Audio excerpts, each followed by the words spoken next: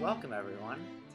The inaugural episode of Take Two, where we look at movies later on after the release, kind of reflect on them, how they've changed, how they're received nowadays, and just kind of open a discussion of what we thought was interesting. It might have been a divisive movie, a well-liked movie, a controversial movie, and we just talk about them now. So, our first movie is, I think, one of the most controversial movies, and that's The Passion of the Christ. I'm AJ Turek, and I'm here with my good friend, and I can't think of anyone else better to do this podcast with than John Donovan. John, how are you doing? I'm very well, AJ. Thank you so much for having me. I'm honored to be your first guest. Yes, no pressure. No pressure. So we'll just kind of do some background information about The Passion of the Christ. I think might be the most controversial movie of at least the last decade, if not maybe of all time. That's why we definitely wanted to choose it. Plus, it's Easter season. We'd both just recently watched it. So The Passion was released on February 25th, 2004, Ash Wednesday, which I thought was an interesting time to release it. It was directed by Mel Gibson, of course, written by Mel Gibson and Benedict Fitzgerald. It was translated by William Fulo, I believe I'm pronouncing that right. It was starred Jim Caviezel. I think we agreed that was Caviezel. Caviezel. But sorry, Mr. Sorry, Jim. Mr. C. I'm sorry. And it also has Maya Magenstern and as Mary, Mother Jesus, and Monica Bellucci as Mary Magdalene. They're kind of the stars of it. Obviously, other characters such as Peter and the High Priest, but those are kind of how they focus. So let's kind of talk about these people at the time, kind of their reputations around. Let's start, I think, with the most popular, Mel Gibson. This was in 2004, so he'd kind of been. Was at the time was he controversial now at the time? I don't believe. Maybe he was, but I know he's coming off Braveheart. I think that was really recent. And I think at the time, yeah, I think he was controversial. I think the statements in his kind of public life had gotten out there, and which is another big reason why a lot of the studios didn't really feel confident in releasing this movie wide. As regards to the actors, not many of them had been well known. Jim, I'm trying to say, he'd been in G.I. Jane, The Rock, Any Given Sunday, and The Count of Monte Cristo. And I think just smaller roles in G.I. Jane and The Rock, but I think he was the lead of The Count of Monte Cristo, which did pretty well. And that was right before The Passion. And then the Mia Morgenstein, I looked her up, and she had been doing a lot of foreign films, so I wasn't. Yeah, I don't think she couldn't speak English. Yeah, that well. Okay, yeah, that's good to know. Well, I remember hearing a story that she was pregnant during the filming of The Passion of the Christ, and she was talking with, I think it might have been Jim, Mr. C, or Mel Gibson. Yeah, and she was trying to get across that she was pregnant. And I've just heard this story on like the trivia page by IMDb, but it was like baby in like stomach or something like that. Just signaling. Yeah, so she, I definitely understand that she's a talented foreign actress. Mm-hmm. She's Romanian. I'm not sure how much English she speaks, but it appears that in 2004 it wasn't too much. And then finally Monica Bellucci, she had just actually done The Matrix Reloaded, Enter the Matrix, and Matrix Revolution. So she was kind of becoming more popular, and this was, I think, a role that it's a lot different than those roles, which is awesome.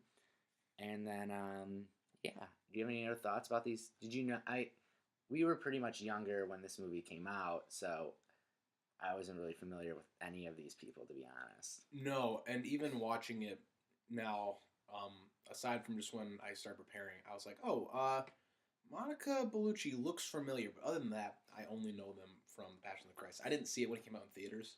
Yeah, neither did I. I would have been. That was 2004. So yeah. I'm not gonna say how old I was. I don't want to date myself. Yes. But yeah. Yeah. So when was the first time, John, you remember watching this movie? Actually, I don't remember the first time, but I remember kind of like my first experience with it. It was in 8th grade.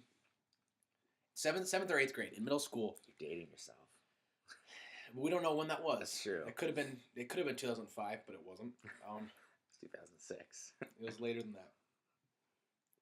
Anyway, yeah. Anyway, it was in middle school, and I still had bunk beds, and underneath my bunk, I had the bottom bunk, and so through like the wooden support beams for my brother's bed, I had just like cards sticking out, like a dream catcher. And I had some of my rosaries. I had 2 rosaries for my first communion. And like any Catholic kid. Yeah. Maybe not like any Catholic kid. Full disclaimer, me and John are both Catholic. Woohoo. Let's go. So like an uninformed Catholic kid, when I got them for my first communion, I'm like, ooh, cool necklace. And they're like, no, it's not a necklace. Don't. For those of you who aren't Catholic, a rosary is a Catholic prayer. And it forms what looks to be like a necklace, but it's not a necklace. It's a... I think most people know what a rosary is, yeah. Most people except for me when I was, however old I was when I made my first communion. Anyway, I had these rosaries hanging over, and there was just something, I was feeling really drawn to it. And I was like, I want to learn about this. And at the same time, around the same time, it must have been around Lent. I saw the Passion of the Christ DVD in like, I think it was Sam's Club. I was like, I want to get this, and I was watching. And that was a time when I had a portable DVD player next to my bed, and I would go to bed every night watching a movie. That's pretty cool. Yeah. It was like Finding Nemo, or It's a Wonderful Life. And the Passion of the Christ. Not that one. But I just remember like there's something about it that I was like, I was certainly drawn to it. So I remember like I would like, all right. I didn't have much endurance praying, so I could get through a full rosary, but it took quite a lot out of me. Mm-hmm. But the first sorrowful mystery, there's sets of mysteries for the rosaries for those of you who aren't Catholic. The first one of the sorrowful mysteries is the agony in the garden, which is also just the first scene of the Passion of Christ. So I was like, oh, this is perfect. It was like really late, maybe a school night, I don't know, but like I just felt this like I couldn't get this out of my head. I couldn't get the rosary out of my head. I couldn't get the Passion of Christ out of my head. And this makes me sound like a much holier middle schooler than I was. Like, so don't get any false impressions. But like I remember watching just the first scene, and I don't even know if I prayed the first decade of the rosary, but like, and then I turn it off, and I'm like, okay, that's it for now. And then I just remember like I just had this kind of drawing to it, because it was a movie that had this weight to it. Like I knew like I kind of remember at the time, I remember it like in the theaters. Yeah. And how big of a thing it caused, and I knew that like I had friends whose families would watch it on Good Friday, but I'd never seen it. My family is one of those families. Oh yeah, what was your first? Yeah, we the first time I ever heard about it was when it came out. And I remember my mom was talking. I was, again, little. My mom was talking about it with one of her friends, and I just remember her kind of like describing it, about how it's like you watch it all in subtitles, and I was just like, in my mind, I'm like, what? You're like reading it? I kind of didn't understand, like, because the movies I'd seen, I'm like, they're in English, of course. You want it, and then I'm like, I can't even imagine, so I felt it's a little weird. And I think maybe a couple years later, was when my family, we all watched it on Good Friday, and I remember it was intense. It was very intense. I couldn't even imagine if I was watching in a theater. But like some of the scenes, you kind of want to be around. First time watching, you want to be around people that can help you, get through some of that stuff especially when you're kind of, I'm not little, but like in adolescence age. Yeah, that was my first experience. So let's talk about Society's first experience of this movie. So we kind of went through and looked at all the sites and kind of the Rotten Tomatoes. So on Rotten Tomatoes, it's a 49% from the critics. The average review out of 10 is 5.9. It has 134 fresh and 139 rotten. So this is a movie that split critics. The audience rating on Rotten Tomatoes is 80%. and the average score is a 3.7 out of 5. The Metascore for this from the critics is a 47 out of 100. So again, very kind of in the middle. And then it's for the users, it's a 6.5 out of 10. So I guess kind of a little drawn back on that one. Yeah. And then the cinema score, which is when people exit the theater, someone is standing right there and they give them a card and they say it was A+ to F. And they say, what would you think of this movie? And it was rare that it got a A+ from, which is extremely hard to do. It's, so let's kind of talk about this aspect of it and like how it divided a lot of people. What are your thoughts on that? Yeah, I mean, it is a controversial movie. It's a very divisive movie. It's on the top of IMDb's 25 most controversial movies. That's why you picked it. It's number one. So yeah. If you want to talk about controversial movies.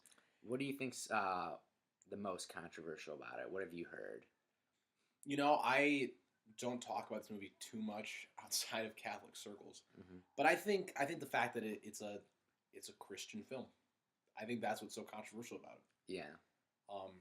And because it's telling, the story of the single most important series of events in human history. Yeah. According to Christians. Yes. Which we are. So what I think is so divisive about it is that, Christ himself is a very divisive figure. Yeah. And I think that translates in this film. That I think you get some people who, they believe very strongly in him. Mm-hmm. And so as a result, they encounter something a lot different than, say, someone who is a very firm, stubborn atheist. Yes. Who was like, nope, I'm not buying that. I'm not buying that he's the real deal.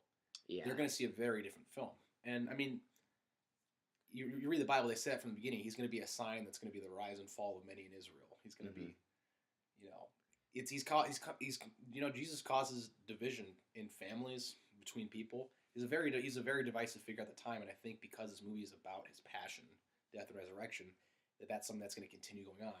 Yeah. And here you see it just from a critical point of view. Do you think that a lot of people have, especially I guess more on the critical side, that it's hard to take emotion out of it? It's hard to take your beliefs out of it and just kind of judge it as a film. Absolutely.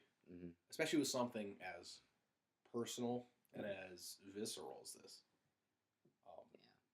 Because, right at the beginning, it has a verse from the book of the prophet Isaiah. It says, he was wounded for our iniquities, he was bruised for our sins. Mm-hmm. So, right away, as a Christian, you're like, yeah, this is it's depicting a very personal and real event. Yeah. And this is something that its ramifications go beyond time and space. But for someone who doesn't believe that, they see a very different film. And it's hard, I think, especially with something like this, covering these series of events, to keep your emotions out of it. To keep your objective about it and just kind of, To look at it as a critical movie, I think that's difficult. Yes, definitely. Kind of more going on to that. So let's talk about the pros that we thought about the movie and then also the cons that we personally had. We know what kind of the critics would say. Let's talk about ours and then we'll kind of talk about the critical also too. What I really enjoyed about the movie was I enjoyed that it was in the native language. I didn't think I would. Right. But I thought that added more realism to it. Rather than if you see that in English, you're kind of, I would say, even taken out. You're more into it because you feel like it's more real. Which is really interesting, just because if I see movies subtitles, it's like, I gotta read. Yeah. Which, as an English major, I guess I'm calling myself out.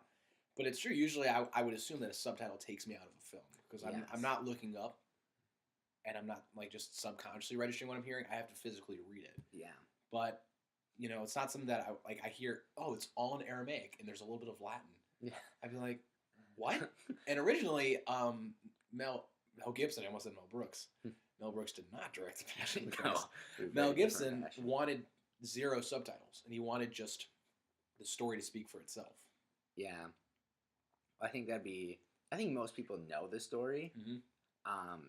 So I feel like you can get the gist, but I think the subtitles they add obviously to it, and like you want to know what they're saying, and I think they should have had the. No, I definitely think it was a good call. There's there's certain points where like Jesus is hanging on the cross, where we know his 7 last words. Yeah. So we'd be able to figure out the context yes. of what he's saying when. And during the trial, you could get the general gist of it. Yeah. There's definitely certain moments, and I definitely the most previous time I watch this, I try to be like, if I didn't see the subtitles, would I know what they're saying? Yeah.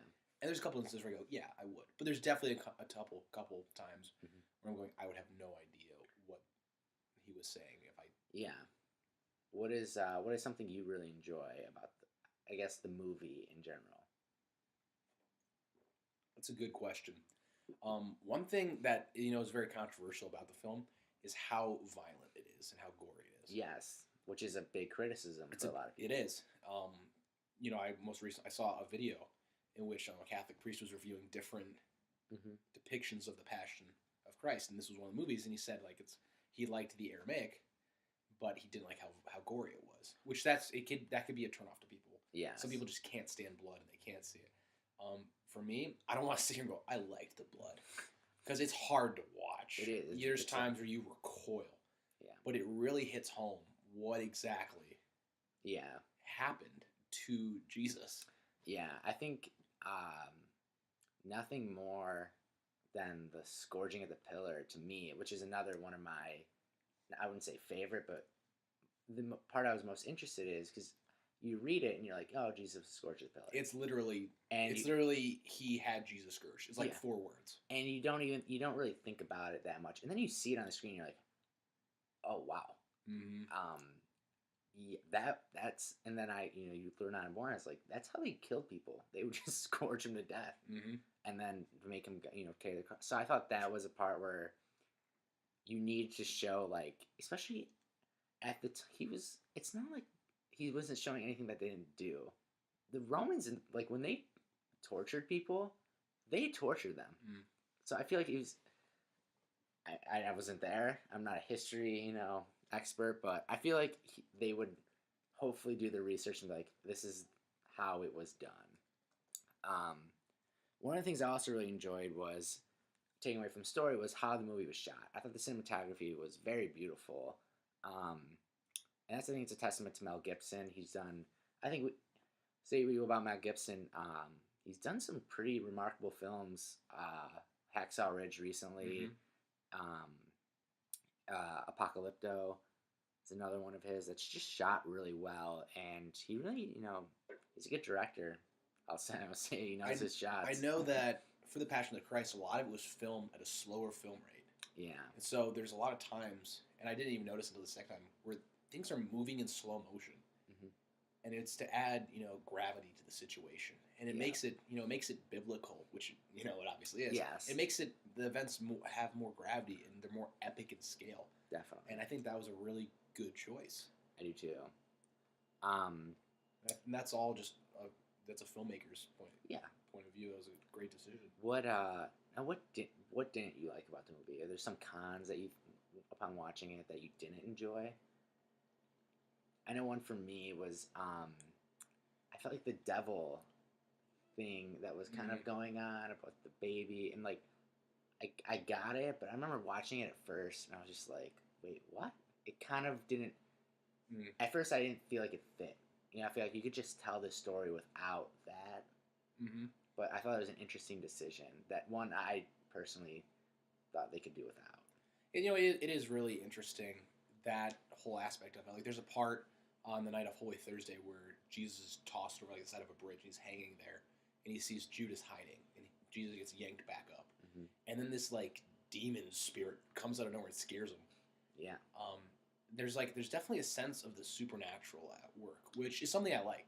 Okay. I like that about the Passion of the Christ. Yeah. It's you don't see it all the time. That's true. They don't have Satan just walking around everywhere. Yeah. But they still don't go and this is the Catholic. They don't go no, we're just showing there's nothing else that happened. This is just the events of a normal human. Sure. It's they, and this is because Mel Gibson has a Christian background. So I do like that. There are certain weird parts where I'm like, who is that baby that Satan's holding? And one criticism that I read was they didn't like how these demonic children were assaulting Judas, driving him to suicide, which that was a creative liberty that Mel Gibson took, and I hadn't really thought about it until even today. But I asked you, like, okay, where was that? If you're trying to be biblically accurate, where was that in the Bible? Yeah, I agree. Yeah, is there anything that you in particular weren't a fan of, or? I'm just a big fan of the film. Okay, hey, it's okay. I think yeah, that's sweet. All right, moving on. So we kind of talked about the reviews, so now we're going to talk about the box office, and this was very interesting. So The Passion on its opening weekend, so taking into account that it was released on a Wednesday, so it kind of had a longer weekend. It grossed $83.8 million its opening weekend. It ended up doing $370.8 million in its domestic run, and then it did $611.9 million worldwide, which until I think the most recent 50 Shades movie was the highest grossing R-rated film of all time, which is kind of insane thinking about how, if you do the backstory, how hard Mel Gibson fought to get this released, and if you ever want to be interested, look at the advertising campaign. Do you want to tell us a little bit about that? The advertising campaign was very interesting, yeah. What ended up happening was Mel Gibson went to the South to a bunch of preachers, and he kind of like talked to them, and then he showed them the film, and then they were the ones that kind of did the word of mouth. Now, why would he go to them? Why not just distribute it normally? Because he couldn't find a distributor. Like a big one like Fox or Sony. I think Fox had the rights, but they didn't want to kind of touch it because they felt like it's this controversial. They knew it was a controversial movie, and it's in subtitles, and it's R, and it's gory, and it's about Jesus, and so he went down south, talked to these preachers, and then the word of mouth kind of spread. They didn't do big advertising like they didn't go, you didn't see it on the Super Bowl, you didn't see it on like a basketball or a football game, or hockey. People would see it on their local stations, and that's what kind of hit it home, and I think made it very interesting. Yeah, do you have any thoughts about that? Or I just kind of returning to like what we were talking about with the box office. So I don't know if it still holds the title, but I knew I was reading at the time it had the highest pre-sale tickets. Prior to this movie, the most people had bought tickets. Yeah. Prior to its release, until I think Infinity War probably broke that. Oh yeah, it's probably breaking right now. But I think Slumdog Millionaire was like the close second. So that's kind of dates it. So I don't know if that still holds that record, but it still attests to there's a lot of pre-sale tickets. It was a big movie. Yeah, it was very big. And then we'll kind of move on to the awards it received critically. We'll just focus on the big ones. There's a lot of little ones it got. But for the Oscars, it was nominated for Best Cinematography, Best Makeup, and Best Score. It didn't win any of them, but it was nominated for 3. Which I really liked the cinematography, so I was a fan. Yeah. The makeup, I think, was... I'm very surprised. What did it lose to in Best Makeup? I'll have to check. I'll check for you right now. Okay, because the makeup is just incredible. I know that for anyone who's seen The Scourging, the actor that plays Jesus it had to have been a full body thing, because in the film Jesus is just scourged from head to toe.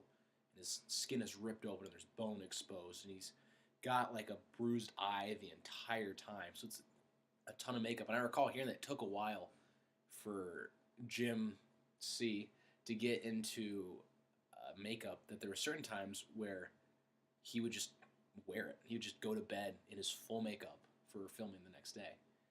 And so there was a certain point that he accidentally got hit during the scourging. So they just, instead of like whatever they're doing, they had him mime it, and they used CGI to just reveal more of the wounds that he already had applied. Yeah. And the makeup looks phenomenal. Like, you watch, and it looks like they really just went to town on this guy. Yeah, unfortunately lost to Lemony Snicket's A Series of Unfortunate Events. So, might have been snubbed there. But, and then rewatching it, the score is very powerful. I thought it was great. So that's kind of, and then also it won the MTV Movie Award, or it was nominated for Best Male Performance, which is kind of interesting. I thought it was interesting. Yeah. That it would be nominated for an MTV award, but it was 2004, so I think MTV was a little different back then. All right. So, obviously, you kind of talked already about how you enjoyed the film. Mm-hmm. I also enjoy the film. If you had to give a score out of 10, what would you have given it the first couple times you'd seen it? That's a good question. It's so powerful, for a Christian to watch. I think for anyone to watch. And you hear stories of just people on set having these conversions as a result of being a part of it. It's a powerful movie. Yeah. Boy. As a Catholic, I want to go 10 out of 10. No questions asked. Do it, yeah. But from a critical, as a Catholic, 10 out of 10. Yeah. It's fantastic. Because it's such an important story. Now, from a movie point of view, like we said, it's hard to remove yourself objectively from it. I don't know what I would consider a perfect 10 out of 10 movie. But I don't think there is many. But it's up there. It's a beautiful film. Yeah. Subject matter aside, the way it's filmed, the music. Mm-hmm. I would say the writing, but most of it's just taken straight from the Bible. So the writing, phenomenal. It's just all around a fantastic film. Their use of flashbacks, to add weight. I would give it. If not 10 out of 10, it's up there. 9, I would say 9, like 10. I'd say like 8.5, something around there for me. That was the first time I saw it. So now we're gonna flash forward a little. All right. Flash forward to present day. When the last time you saw it? So at the time that we're recording this, it's the Thursday after Easter Sunday. Yes. So we're still in the octave of Easter for our non-Catholic friends. Part of our liturgical seasons, we don't have Easter on just one Sunday. We have it for the entire next week. Yeah. So right now it's the Thursday of the Easter octave because it goes from one Sunday to the next. So that's when we're filming it. So the last time that I saw it was actually the Friday before Good Friday. I watched it a full week before Good Friday. So around 2 weeks. Yeah, 2 weeks ago. All right. I watched it on Good Friday. On Good Friday. Mm-hmm. So a little bit more fresh in your mind. A little more fresh. So have your thoughts over time changed about this movie? Have you, now that you've kind of grown on it and you're more, hopefully more mature. I hope so. Have you thought about, the movie more, and does it mean more to you? Do you detract anything? I think definitely when I was in 8th grade, it's one of those things where it just kind of really just hits you in the face. And you go, wow. Because it really makes the passion come alive. Yeah. When you hear it at church. And even at church, it's so profound. Mm-hmm. And when you're reading it. But it really kind of smacks you in the face and goes being older now and older in my faith, there's certain things that hit me in a lot more personal. It's the only movie I've ever cried at. I don't cry at movies, but I've cried at The Passion of Christ. And that's because there's things that are just a lot more personal about it. Mm-hmm. Especially as a Catholic man and as I get older. My perspective has definitely changed on it. I think I don't think it's changed. I think definitely there's a lot of, that same, every time you watch it, it shocks you. Yeah. There's something different that just shocks you and makes you have to look away, but you can't. Exactly. But I say it's a movie that grows as you grow. At least your perception of it grows. Yeah, I would agree. I think the first time you see it, it definitely hits you in the face. Oh yeah, that's a great word for it. You don't expect it. You hear about it, but you don't know how far they're going to take it. Yeah. This more recent time I watched it, I would say I'm looking more kind of in depth to it. Mm-hmm. Now that you've seen the film, so you kind of try to look for other meanings, try to look for other hints or other added things about the film. And they certainly add stuff. Yeah, they do. There's a great part in the Agony of the Garden mm-hmm. where Jesus is praying and Satan's trying to tempt him. Yeah. Saying how could one man carry all the weight of all the sins? And there's a snake that comes up to Jesus, mm-hmm. and he crushes it. Jesus stands up and crushes it under his heel. And that's a bit. It doesn't say that in any of the Gospels. No. Then a snake came up to Jesus and Jesus crushed. But where it does say that is way back in the very first book of the Bible in Genesis. Adam and Eve have eaten the apple, before they're cast out, God's like, hey, I'm going to, he's talking about putting enmity between the snake's offspring and Eve's offspring. And he's foretelling Jesus, saying like, he's going to come the one who crushes the serpent under his heel. And it's like the first time that it's like, hey, like, humanity, you messed up. But I'm sending you a savior. And he's going to crush the serpent's head under his heel. And that's a great biblical allusion. And my favorite part of the movie is when Mary and Jesus meet, when he's carrying his cross and he falls. The Revelations quote. Is that the one you're talking about? Yep. Okay. So it's one of the stations of the cross where Jesus meets his afflicted mother. Yeah. And it's so, and just that alone is so sad. And they film it beautifully. And kind of going on that scene, one thing I noticed more is like her hesitation to go up and like see him, because you can tell she kind of is conflicted. Like, do I want to go see like my son like this, or do I want to remember like the good of seeing him like at his highest? Do I want to see him like tortured? That's an interesting way to look at it. That's how I look. Yeah. Because I see it just so much. It's like she's sharing so much in his suffering, and it's just so painful for him. That's a good point. That's a great spot too, where they intersperse it with him as a child. Where he falls down and she runs to him, and she's running the exact same way. And there's a beautiful moment where she goes like, "I'm here," and it's the first time that Jesus and Mary, like, actually are just with each other in this film. Yeah, and Jesus says something that's not in the Gospels. It's actually in the book of Revelation. So we have something from Genesis added, we have something from Revelation added. Revelation is the end of it. Yeah. It's at the very end of the Bible. At the end of the ages, right before, the creation, like the new heaven and the new earth. And Jesus says, "Behold, I make all things new." Yeah. And it's, the book of Revelation, it's like, whoa! But here, it's like he's still covered with his wounds, and he just fell for the second time, and the only thing that's waiting for him is more pain, more torture in his crucifixion and death. Yeah.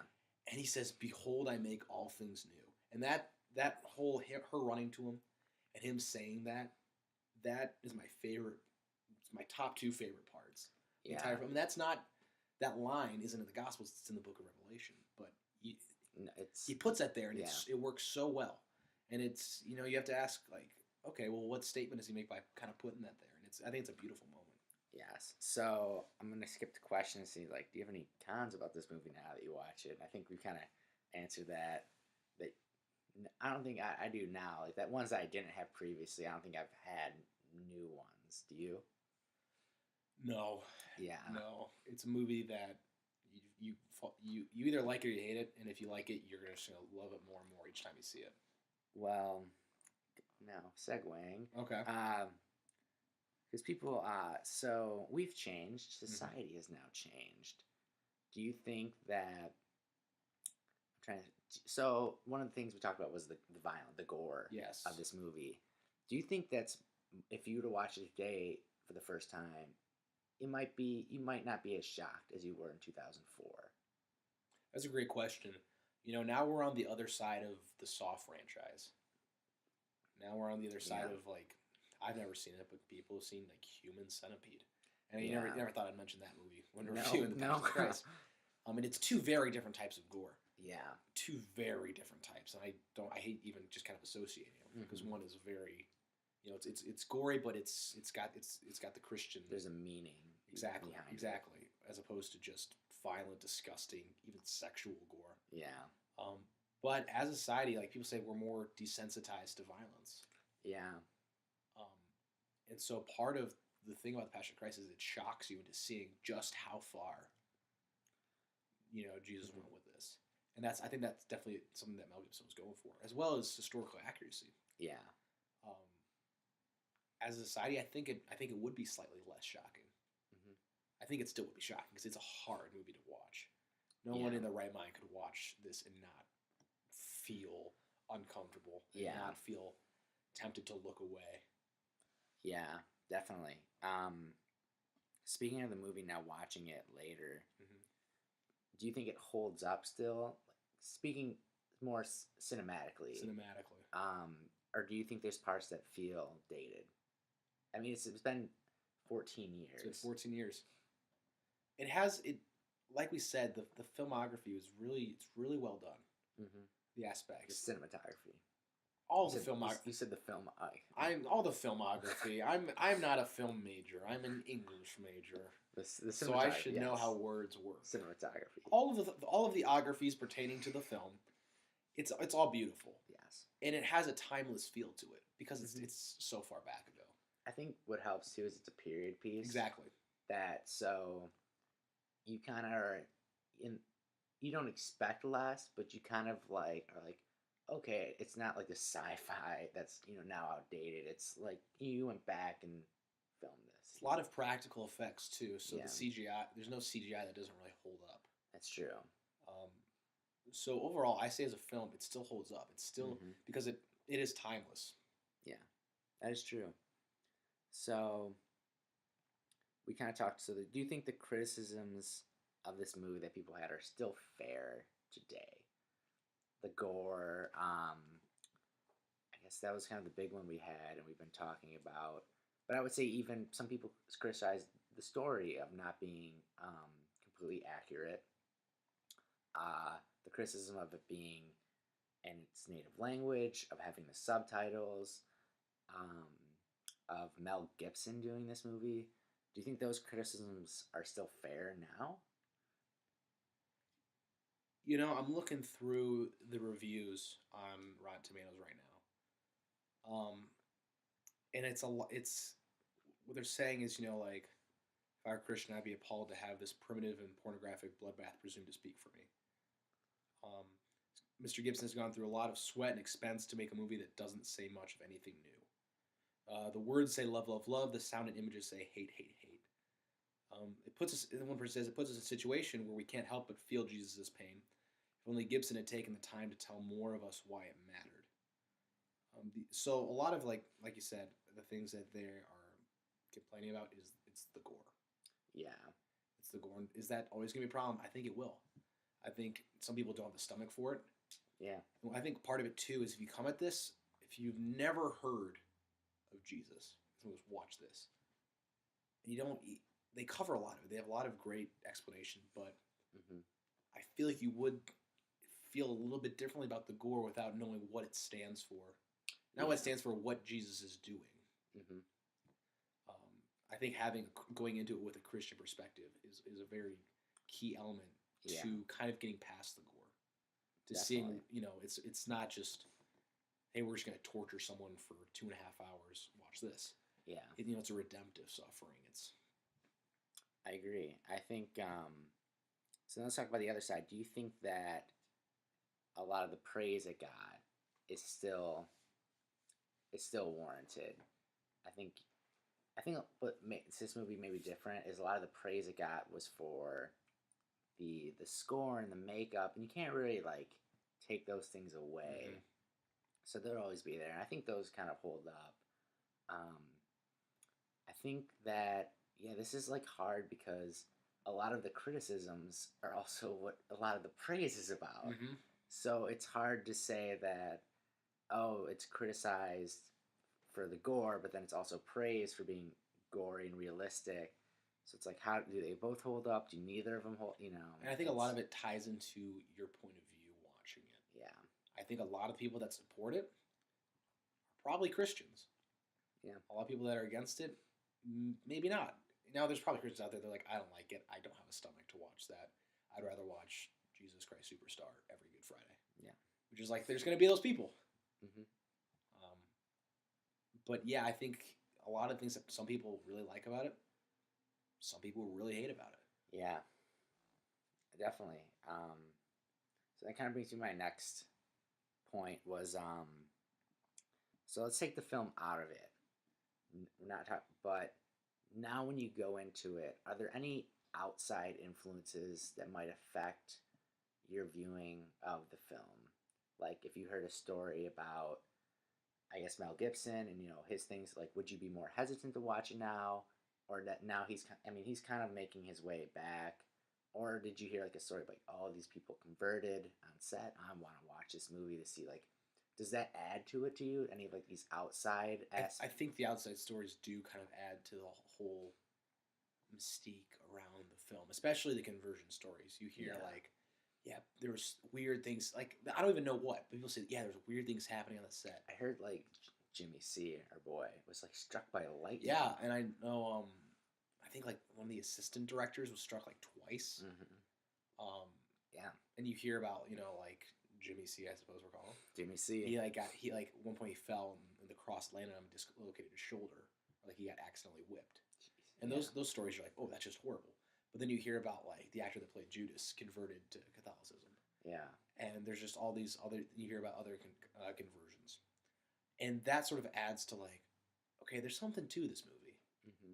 If the people making it are really kind of having this experience while they're making it, there's something to it.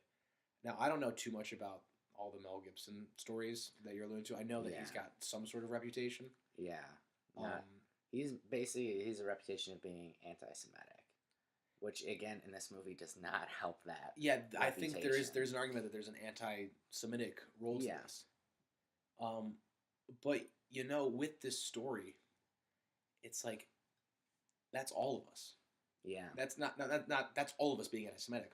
That's all of us who are the ones who are crucifying Jesus. Yeah, it's not supposed to go, Jews did this and of course not. That's horrible. Yeah. Now, does Mel Gibson say, I don't know. I hope not. I don't know that guy's head. So. But you could say, like, okay, historically, it was the Jewish people who crucified him. Yeah, but okay. At the same time, Jesus was a Jew. He was Jewish. All of his followers were Jewish. Yep. So, I don't know. Take that as what you will. That's just I guess it's a historical fact, but again, I can see the argument where people are like, you have this really gory movie about the torture of this guy, and you're necessarily blaming Jewish people. So I get the correlation where, like, that's anti-Semitic, and I mean, I get it. I can't speak if someone, I'm not Jewish, so if someone saw that, and I don't want anyone who's Jewish listening to this to go like they don't get it. Yeah, no, I mean, if they, I'd hate if that's the impression that anyone gets from the Passion of the Christ is a message of anti-Semitism, because that's not. I think that I know that's not the message of Christianity. Yeah, without going around going Jews, like of course not. Yeah. And I would hate if anyone involved with the project had that point of view, and I don't think that that's the intention of the film. Yeah, that's a hard one to kind of like figure out, because again, at the end of the day, you really don't know. You'd hope they're making it for the right reasons, but you don't know for sure. And I don't read that when I'm watching it. Yeah. I don't see Caiaphas and I go, he's crucifying Jesus because he's Jewish. Yeah. I see he's Caiaphas and he's crucifying Jesus for these reasons. Because the way Jesus been acting. All right, so kind of going back now, kind of almost there, almost at the home stretch. If you made it this far, God bless you. Do you think this film now is considered, is it a classic, is it forgotten, or is it in the between? Is it, where would you say this film definitely is? Don't think it's forgotten. I think I would venture so far as to guess that in the public mind, this is probably the story that people think of, or this is the movie that they think of when they think of, it's Good Friday and I want to watch a depiction of Jesus's passion. They probably think Passion of the Christ. Yeah. Again, there's probably those people out there that think Jesus Christ Superstar. And there's probably other films. There's many great films that have been made about this. Mm-hmm. But I think just in the public image, this is probably the movie that people are thinking about. At the same time, I think people are only watching it around, a week or two before Good Friday. Yeah. This isn't a film that you're like, it's a Friday night during the summer, let's pop, like, no. I don't mean that to disrespect the film. That's just not how, it's not a summer blockbuster. No, it's a very personal and even spiritual film. But I think that's the film that a lot of people go to. Yeah, I think in the aspect of all the faith-based films released, especially after, this is kind of the most well-known one. Mm-hmm, absolutely. I don't think anyone else, like in the general public, could probably name multiple, but they could probably name this one. So I wouldn't say it's a classic, but I think it's definitely one that's it's always gonna be up there with people. It's kind of always gonna be the leader in I think the faith-based movies. I think it's gonna be, and I think it'll be still very divisive for a while. I think it's a movie that's going to endure until someone makes a very similar film. Yeah. Just because it is timeless. When you say a classic, you think of like The Godfather. The Godfather, Jurassic Park, It's a Wonderful Life. Yeah. And they're not in the same category. Yeah. But it's a movie that's going to endure, and it's a movie that has the same meaning as a classic. I don't know if I'd call it. I think you go, that's a classic. Yeah, I wouldn't say it's a classic. But I would say it's a staple. True. So, a couple more questions. If this movie were released today, what do you think would happen? Would there still just be this uproar of like controversy, I guess diversiveness, or would it be more like, could it even be like one of these like, oh yeah, that was a faith-based film, next, like, you know, kind of like by the wayside? Because The Passion is really the first one that blew up and like was huge. Do you think that would still happen today if it was released today? You know, I think it would. Really? Yeah, I mean, well, let's look. The most recent, at this time right now, there's 2 Christian films out that I can think of. That's Paul, Apostle of Christ, and I Can Only Imagine. Yeah. Those are, and I don't hear too much about them. Yeah. I see about them, and I'm like, I gotta go see those, but like, I don't hear people talking about them. I don't hear. And then the last big one that's kind of on this, I would say, on the same scope as The Passion of the Christ was Silence, and that was last year. Yeah. Definitely on the same scope in terms of 2 years ago. Yep, that's right. Or maybe even 3. I think it came out to theaters everywhere in early January of 2017. Okay. But I think it was limited. It had a limited release prior to that. Okay. But similar in scope in terms of, you know, it really challenges the viewer. Yeah. Not just on a spiritual level, but on a what can I watch? Because that too is about the torture of Christians and about, you know, martyrdom. But even that didn't have as big of quakes as, and you know, part of it is how old I was then. I wasn't following the tabs, but I definitely feel like The Passion kind of, it makes waves in ways that other faith films don't. It'd be really interesting to see the social media like response to this movie. Absolutely. Nowadays, I think this movie would have been, people on Twitter and Facebook would, going back to the election, this would be debated a lot, even between Christians, of like, I don't want to see that, or this is it, and then obviously people who liked the movie and didn't like the movie. I think it still would be very popular. Oh, absolutely. Be a very popular movie if it came out. I think you'd get just as many pre-sale tickets. Yeah. It'd be interesting with Infinity War coming up if it was the same weekend.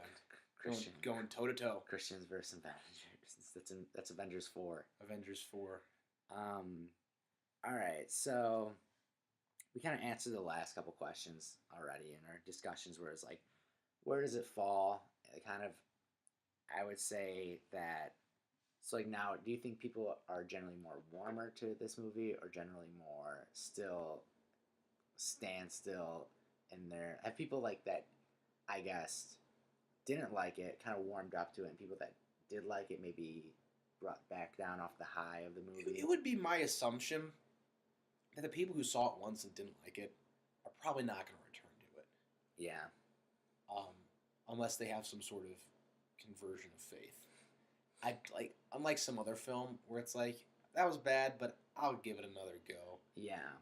Just with how gory it is and how spiritual and religious it is, I think it's, if you didn't like it for whatever reason, you're probably not going to come back to it unless you've had a vast change. Yes. A radical change in perspective. And for the people that did like it, I think they're just coming back to it for their yearly viewing. And I think that's enough time for it to hit you in the same way, but in a different way. Yeah.